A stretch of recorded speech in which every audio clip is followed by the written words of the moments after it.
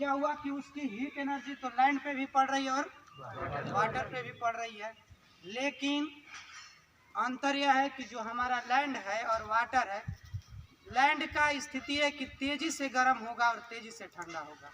पानी की स्थिति ये है कि ये धीरे धीरे गर्म होगा और धीरे धीरे ठंडा होगा। इतना जान गए। हीट एनर्जी जो है दोनों पे इक्वल अमाउंट में पड़ रही है, but the tendency of land is to heat up faster than that of water. जो लैंड की टेंडेंसी है पानी से जल्दी गर्म होने की है, तो पानी लैंड क्या हो गया, गर्म हो गया। लैंड जब गर्म हो गया तो लैंड के ऊपर मौजूद हवा भी गर्म हो गई। और अभी हम यहाँ आपको दिखाया जा रहा था कि जब भी हवा गर्म होती है तो कहाँ उठती है, ऊपर की तरफ उठती है। तो ये पूरा है लैंड है, लैंड के ऊपर की जितनी हवा है ऊपर उठ गई। और जब यहाँ की हवा सारी ऊपर हो जाएगी तो यहाँ एक लो प्रेशर एरिया क्रिएट हो जाएगा। जब कोई स्थान खाली हो जाए तो वहाँ का प्रेशर क्या हो जाता है, लो हो जाता है। तो यहाँ लो एरिया जो है क्रिएट हो जाएगा।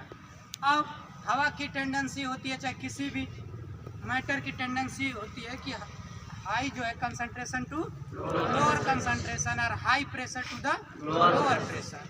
तो यहाँ पे जमीन पे वाटर पे हवा ज़्यादा है, यहाँ पे लैंड पे हवा कम है, because the all airs move up, पूरा ऊपर उठ गया है।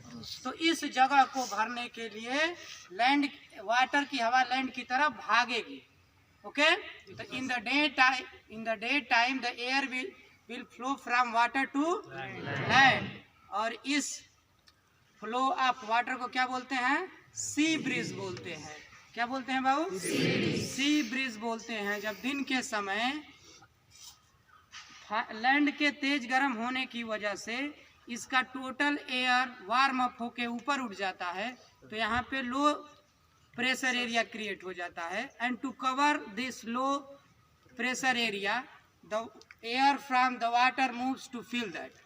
और इसी मूविंग एयर को हम क्या बोलते हैं, सी ब्रीज बोलते हैं। समझ में आ गया।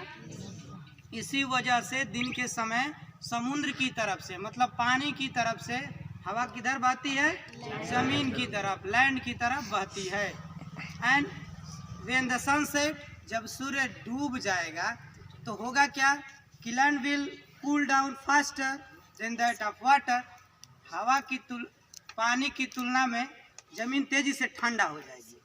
तो जो ही शाम को सूर्यास्त हुआ जमीन तेजी से ठंडा हो गया। लेकिन अब भी वाटर क्या है, वाटर अब भी गर्म है। अब स्थिति में यह होगी कि वाटर के ऊपर का हवा गर्म हो जाएगा और धीरे धीरे क्या होने लगेगा, ऊपर उठने लगेगा। तो एक लो एरिया क्रिएट हो जाएगा। अब जमीन से का हाई प्रेशर एयर है और वाटर के ऊपर का लो प्रेशर है, तो from higher pressure to the lower pressure हवा रात के समय भागेगी। तो लैंड से हवा समुद्र की तरफ, मतलब वाटर की तरफ ब्लो होगी।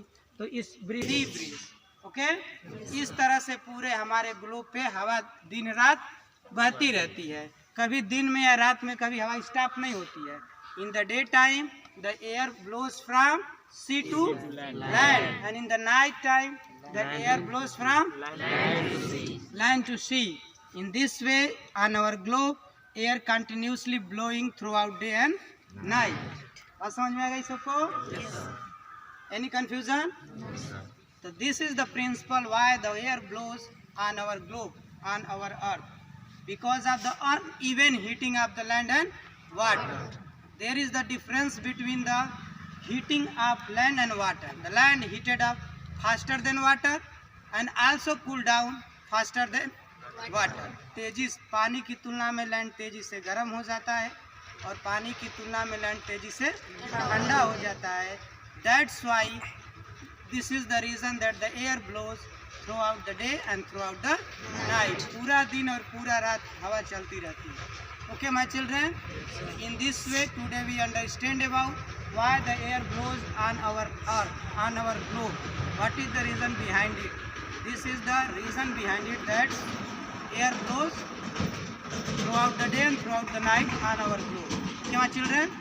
Okay, thank you.